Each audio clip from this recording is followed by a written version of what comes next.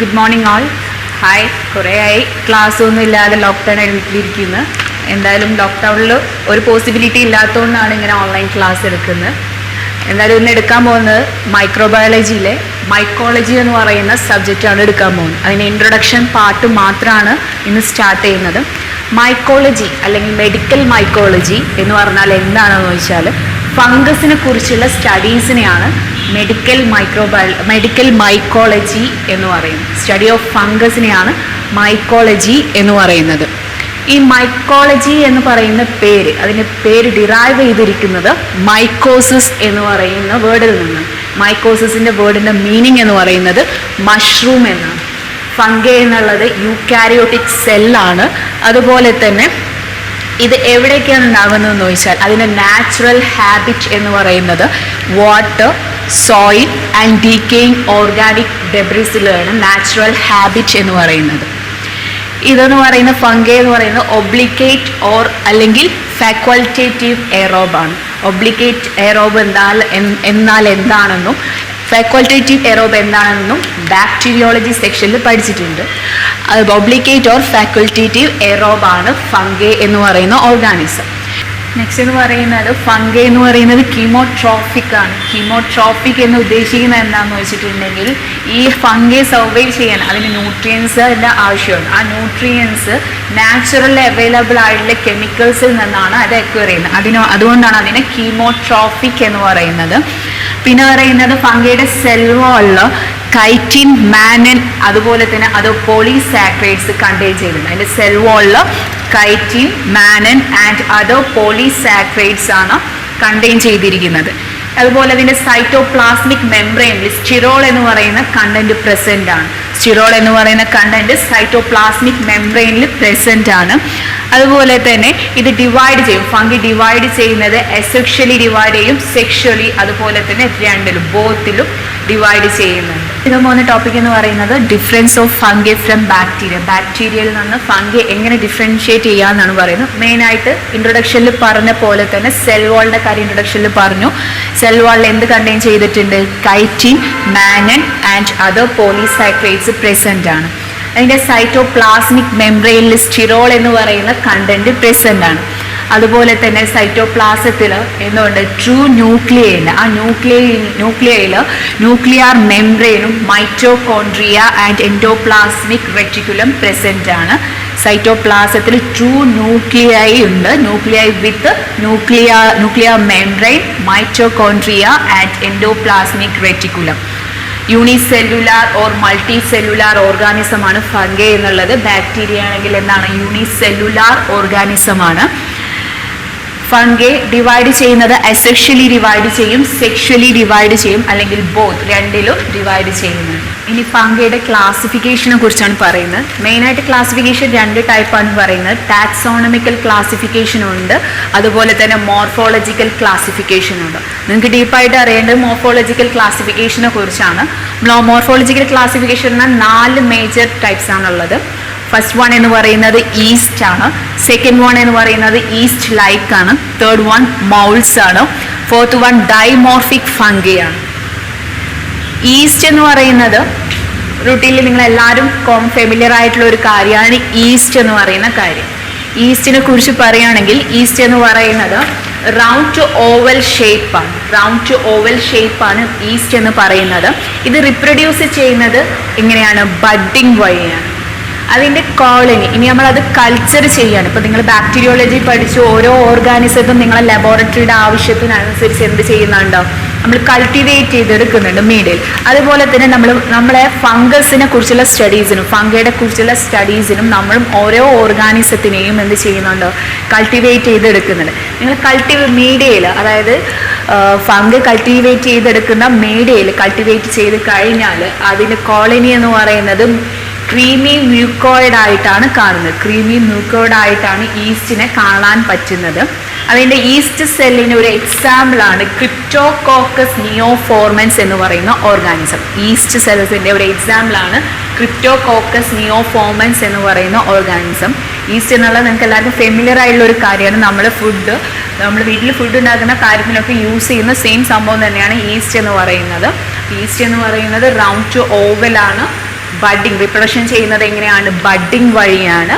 അതുപോലെ creamy മ്യൂക്കോയ്ഡ് colonies ആണ് നമ്മളത് മീഡിയയിൽ കൾട്ടിവേറ്റ് ചെയ്യുമ്പോൾ അതിൻ്റെ ഒരു എക്സാമ്പിളാണ് ക്രിപ്റ്റോകോക്കസ് നിയോഫോമൻസ് എന്ന് പറയുന്നത്. നെക്സ്റ്റ് സെക്കൻഡ് വൺ ആണ്, ഈസ്റ്റിനെ കുറിച്ച് പറഞ്ഞു. ഇനി നെക്സ്റ്റ് സെക്കൻഡ് വൺ എന്ന് പറയുന്നത് ഈസ്റ്റ് ലൈക്ക് ഫംഗിയാണ്. ഈസ്റ്റ് ലൈക്ക് എന്ന് പറയുമ്പോൾ തന്നെ ആ വേർഡിൽ തന്നെ പറയുന്നുണ്ട് ഈസ്റ്റിനെ പോലെയുള്ളത്. അതായത് പാർഷ്യലി എന്താണ്, ഈസ്റ്റിൻ്റെ ഫോം കാണിക്കും. പാർഷ്യലി എങ്ങനെയാണ്? ചെയിൻ ഫോംസിലാണ്. ചെയിൻ ഫോം എന്ന് പറഞ്ഞാൽ എലോങ്ങേറ്റഡ് ബഡിങ് സെൽസ് ആണ്.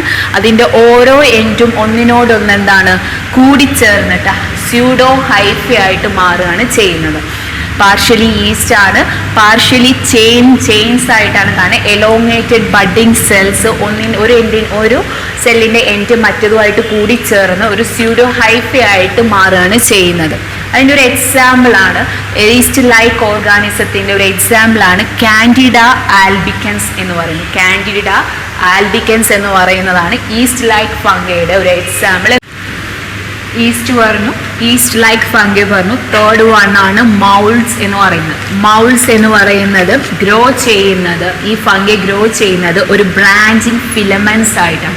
ഈ ബ്രാഞ്ചിങ് ഫിലമെന്റ്സിനെ പറയുന്ന പേരാണ് ഹൈഫേ എന്ന് പറയുന്നത്. ഹൈഫ ഒന്നെങ്കിൽ എന്താണ് സെപ്റ്റേറ്റ് ആണ്, അല്ലെങ്കിൽ എന്താണ് നോൺ സെപ്റ്റേറ്റ് ആണ്. ഈ സെപ്റ്റേറ്റ് ഓർ നോൺ സെപ്റ്റേറ്റ് എന്ന് പറഞ്ഞാൽ ഇടയ്ക്കൊരു സെക്ഷൻസ് ആയിട്ട് പോലെ കാണിക്കും അതിൻ്റെ ബ്രാഞ്ചിൽ, അതിനെയാണ് സെപ്റ്റേറ്റ് എന്ന് പറയുന്നത്.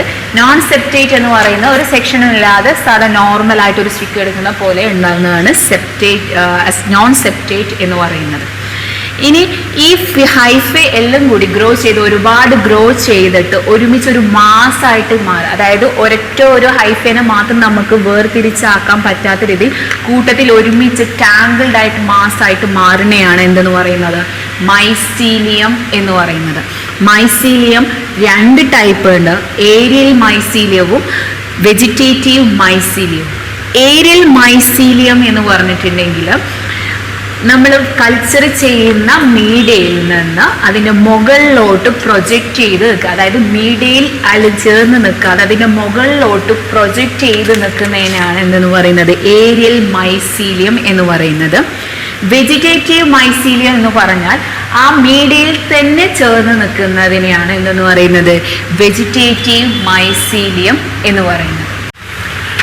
മൗൾസിൻ്റെ റിപ്രൊഡക്ഷൻ എന്ന് പറഞ്ഞാൽ അതിൻ്റെ സ്പോസ് ഫോം ചെയ്യലാണ്. സ്പോസ് ഒന്നെങ്കിൽ സെക്ഷലായിട്ട് അല്ലെങ്കിൽ അസെക്ഷൽ സ്പോസ് ഫോം ചെയ്യും. അതിൻ്റെ മൈസീലിയത്തിൽ നിന്ന് തന്നെയാണ് അതിൻ്റെ സ്പോസ് ഫോം ചെയ്യുന്നത്.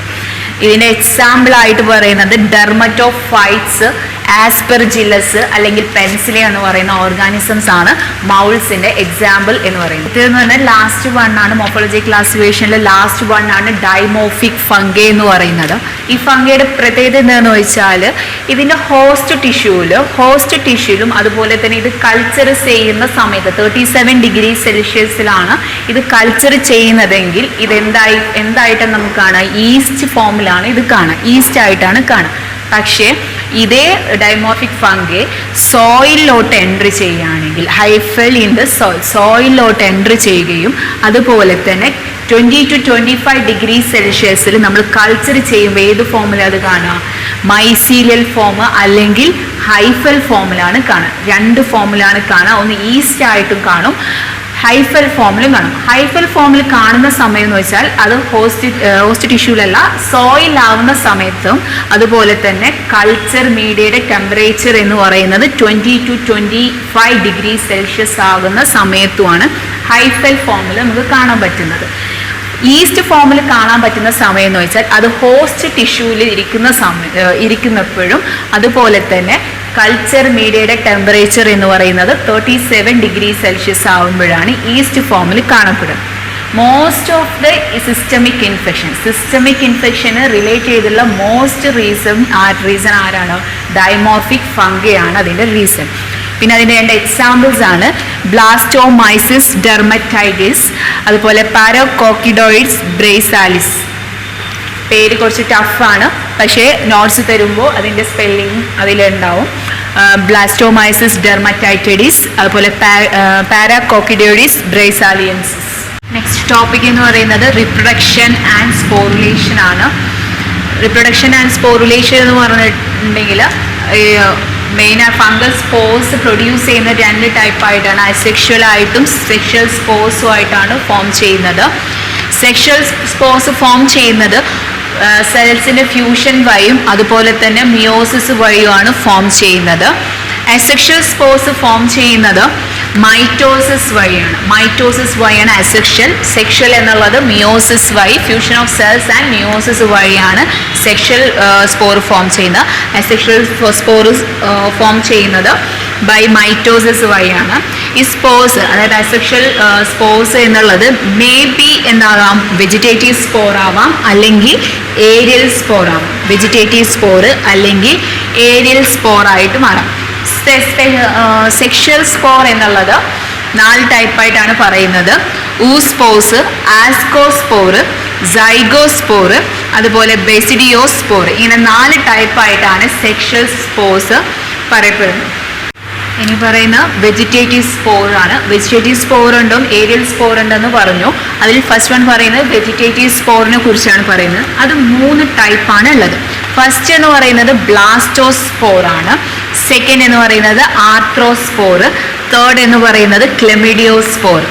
ബ്ലാസ്റ്റോസ്പോർ എന്ന് പറയുന്നത് പാരന്റ് സെല്ലിൽ നിന്ന് ബഡ്ഡിങ് വഴി എന്ത് ഫോം ചെയ്യാണ്, ബ്ലാസ്റ്റോസ്പോർ ഫോം ചെയ്യുന്നത്. അതായത് പാരന്റിന്റെ സെല്ല് ബഡ്ഡിങ് ചെയ്ത് ഒരു ഈസ്റ്റിനെ പോലെ ബഡ് ചെയ്ത് ഫോം ചെയ്യാണ് ബ്ലാസ്റ്റോസ്പോർ എന്ന് പറയുന്നത്. ആർത്രോസ്പോർ എന്ന് പറയുന്നത് ഹൈഫ എന്ന് പറയുന്നത് നേരത്തെ പറഞ്ഞു. ഹൈഫയിൽ എന്ത് ചെയ്യാണ്, ഒരു ക്രോസ് സെപ്റ്റ പ്രൊഡ്യൂസ് ചെയ്യാണ്. ഹൈഫയിൽ ക്രോസ് സെപ്റ്റ പ്രൊഡ്യൂസ് ചെയ്യുമ്പോൾ എന്തായിട്ട് മാറും ആ ഹൈഫ? പിന്നെ റെക്റ്റാങ്കുലർ തിക്ക് വാൾഡ് സ്പോർ ആയിട്ട് മാറും. അങ്ങനെയുള്ളതിനെയാണ് എന്ന് പറയുന്നത് ആർത്രോസ്പോർ എന്ന് പറയുന്നത്. തേർഡ് വൺ എന്ന് പറയുന്നത് ക്ലെമിഡിയോസ്പോർ ആണ്. ക്ലെമിഡിയോസ്പോർ എന്ന് പറയുന്നത് തിക്ക് വാൾഡ് റെസ്റ്റിംഗ് സ്പോർ എന്നാണ് അറിയുന്നത്. തിക്ക് വാൾഡ് റെസ്റ്റിംഗ് സ്പോർ ആണ്.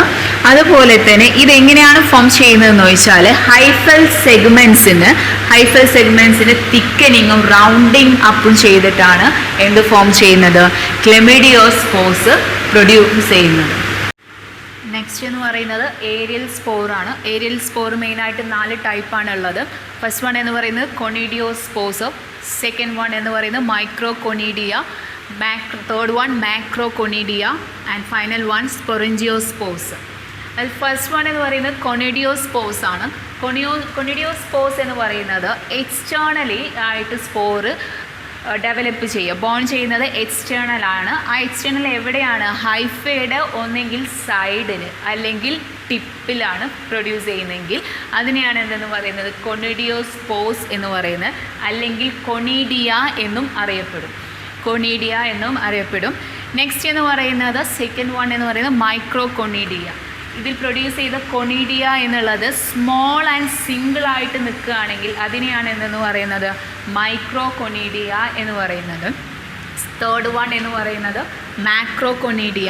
മാക്രോ എന്ന് പറഞ്ഞാൽ ആ പേര് തന്നെ ഉണ്ടെന്നാണ്, വലുതാണ്, അപ്പോൾ ലാർജ് ആണ്. അതുപോലെ തന്നെ സെപ്റ്റേറ്റ് കൊണീഡിയക്കാണ് മാക്രോകൊണീഡിയ എന്ന് പറയുന്നത്. അതുപോലെ അത് എന്തും കൂടിയാണ്, മൾട്ടി സെല്ലുലാർ ആണ് മാക്രോകൊണീഡിയ എന്ന് പറയുന്നത്. ലാസ്റ്റ് വൺ എന്ന് പറയുന്നത് സ്പൊറാഞ്ചിയോസ്പോർസ് ആണ്. സ്പൊറാഞ്ചിയോസ്പോർസ് എന്ന് പറയുന്നത് ഈ സ്പോർ ഫോം ചെയ്യുന്നത് സ്പൊറാഞ്ചിയത്തിൽ തന്നെ, അതിൻ്റെ ഉള്ളിൽ തന്നെ സ്പോർസ് പ്രൊഡ്യൂസ് ചെയ്യുന്നതിനെയാണ് സ്പൊറാഞ്ചിയോസ്പോർസ് എന്ന് പറയുന്നത്. ഇത് ഡെവലപ്പ് ചെയ്യുന്ന ഹൈഫയുടെ എൻസിലാണെങ്കിൽ, ഹൈഫയുടെ എൻഡിലാണെങ്കിൽ അതിനെ സ്പൊറാഞ്ചിയോഫോർ എന്നാണ് പറയുക. ശ്രദ്ധിക്കുക, സ്പോറിന് സ്പോർ എന്നാണ്, സ്പൊറാഞ്ചിയോസ്പോർ ആണ്. ഇവിടെ പറയുന്നത് എൻഡിൽ ഡെവലപ്പ് ചെയ്യുകയാണെങ്കിൽ അതിനെന്താണ് പറയുന്നത്, സ്പൊറാഞ്ചിയോഫോർ എന്നാണ് പറയുന്നത്. ഇങ്ങനെയുള്ള സ്പൊറാഞ്ചിയോസ്പോർസിന് എക്സാമ്പിളാണ് മ്യൂക്കർ അല്ലെങ്കിൽ റൈസോപ്പസ് എന്ന് പറയുന്ന ഓർഗാനിസംസ്.